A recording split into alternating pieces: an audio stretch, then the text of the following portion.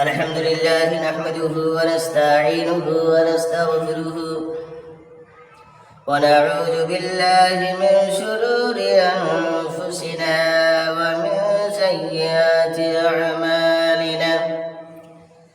من يهده الله فلا مضل له ومن يضلل فلا هادي له.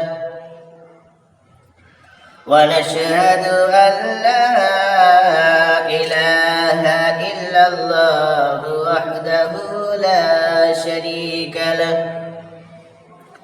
ونشهد أن سيدنا ونبينا وشفيعنا وحبيبنا ومولانا محمدا عبده ورسوله. فأعوذ بالله من الشيطان الرجيم. بسم الله الرحمن الرحيم. والعصر إن الإنسان لفي خسر إلا الذين آمنوا وعملوا الصالحات وتواصوا بالحق وتواصوا بالصبر. فقد قال الله تعالى في كلامه المجيد والفرقانه الحميد. إن الله وملائكته يصلون على النبي يا أيها الذين آمنوا صلوا عليه وسلموا تسليما. اللهم صل على سيدنا مولانا محمد وعلى آله سيدنا مولانا محمد. আসমানের ওই ফেরেশতারা বলে, ও আমিনা পাক বিবি,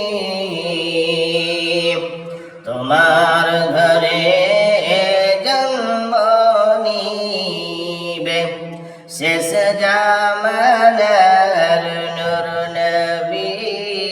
আল্লাহুম্মা সাল্লি আলা সাইয়্যিদিনা মাওলানা মুহাম্মদ ওয়া আলা আলি সাইয়্যিদিনা মাওলানা মুহাম্মদ।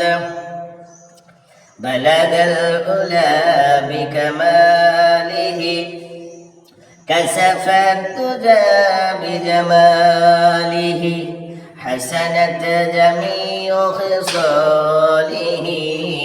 صلوا عليه وآله. اللهم آمين. الحمد لله رب العالمين والعاقبة للمتقين والصلاة والسلام على سيد الأنبياء والمرسلين وعلى آله وأصحابه. ربنا ظلمنا أنفسنا وإن لم تغفر لنا وترحمنا لنكونن من الخاسرين. اللهم صل على محمد النبي الأمي وعلى آله وسلم تسليما. ربنا لا تزغ قلوبنا بعد إذ هديتنا وهب لنا من لدنك رحمة إنك أنت الوهاب رب ارحمهما كما ربياني صغيرا رب ارحمهما كما ربياني صغيرا ربنا آتنا في الدنيا حسنة وفي الآخرة حسنة وقنا عذاب النار আয় আল্লাহ, আমরা গুনাহগার কাছে তোমার পবিত্র দরবারে হাত তুলেছি। আয় আল্লাহ, আমাদের জীবনের গুনাহগুলো তুমি মাফ করে দাও। কবিরা সগীরা জাহিরি জানা অজানা ইচ্ছাকৃত অনিচ্ছাকৃত রাত্রে অন্ধকারে দিনের আলোতে মানুষকে ফোন করে অনেক গুনাহ হয়ে গেছে মাওলা। জানি না আমাদের গুনাহের কারণে হয়তো আমরা পথভ্রষ্ট হয়ে যাব। আল্লাহ, আমাদের গুনাহের কারণে আল্লাহ তুমি হয়তো নারাজ হয়ে যাবে। আল্লাহ, গুনার দিকে তুমি আল্লাহ লক্ষ্য করো না। আল্লাহ, তোমার রহমতের দিকে তুমি লক্ষ্য করে আমাদের গুনাহগুলো তুমি মাফ করে দাও। হযরত আদম আলাইহিস সালামকে নিয়ে পর্যন্ত যত মুসলমান ঈমান নিয়ে দুনিয়া থেকে চলে গেছে, জানি না তারা কোন অবস্থায় কবরের মধ্যে শুয়ে রয়েছে মাওলা। হে আল্লাহ, তারা চাতক পাখির মতো চেয়ে আছে কে আমার জন্য দোয়া করে। আয় আল্লাহ, তাদের হয়ে তোমার দরবারে হাত উঠিয়েছি মাওলা। আয় আল্লাহ, জীবনের গুনাহগুলো মাফ করে তাদের কবরের আযাব দূর করে দাও। আয় আল্লাহ, বিনা হিসাবে পুরুষরাত পার করে তুমি জান্নাত নসিব করো। আল্লাহ, আমাদের সকলের জান্নাতুল ফিরদাউস নসিব করো মাওলা। اللهم حاسبنا حسابا يسيرا لا إله إلا الله محمد رسول الله আল্লাহর কালাম আল্লাহকে যদি আমরা স্বীকার দিই, আল্লাহকে যদি আমরা স্বীকার করি, আল্লাহকে যদি আমরা বিশ্বাস করি মুখে আল্লাহ তুমি ছাড়া কেউ মাবুদ নেই, তুমি স্রষ্টা, তুমি ইবাদতের উপযুক্ত, আমরা কিন্তু মুখে বলি কিন্তু আমরা কাজে বাস্তবায়ন করি না। কাজে যদি বাস্তবায়ন না করি ওই ঈমান আমাদের কাল কিয়ামতের দিনে কোনো কাজে লাগবে না। মুখে বলছি লা ইলাহা ইল্লাল্লাহ, আল্লাহ তুমি ছাড়া কোনো আমাদের উপাসক নেই, কোনো মাবুদ নেই, কোনো স্রষ্টা নেই, সব কিছুর মালিক হলে তুমি। এই স্বীকারোক্তি আমার মুখ দিয়ে বেরাচ্ছে কিন্তু বাস্তবায়ন হচ্ছে না। হবে না। তাই আল্লাহ রাব্বুল আলামিন পবিত্র আসরের কসম করে আমাদেরকে বললেন যে সারা বিশ্বের নিশ্চয় সমস্ত মানুষগুলো ক্ষতিগ্রস্তের মধ্যে রয়েছে। আল্লাহ বললেন, কি বললেন? সমস্ত মানুষ ক্ষতিগ্রস্তের মধ্যে রয়েছে। তারপরে আল্লাহ পাক বলে দিয়েছেন ইল্লাল্লাযিনা আমানু, কিন্তু যারা ঈমান এনেছে, ও আমিলুস সলিহাত, শুধু ঈমান এনে ক্ষান্ত হয় নাই, তারা সৎ আমল করেছে। সৎ আমল করেছে, শুধু সৎ আমল করেও ক্ষান্ত হয় নাই, তারা হক প্রতিষ্ঠিত করেছে। বলে সুবহানাল্লাহ। আর এই হক প্রতিষ্ঠিত করতে গিয়ে কত বাধা বিঘ্ন তাদের সম্মুখে এসেছে, সেই সমস্তগুলোকে উপেক্ষা করে আল্লাহ পাকের হুকুমকে তারা মেনে চলেছে। বলি সুবহানাল্লাহ।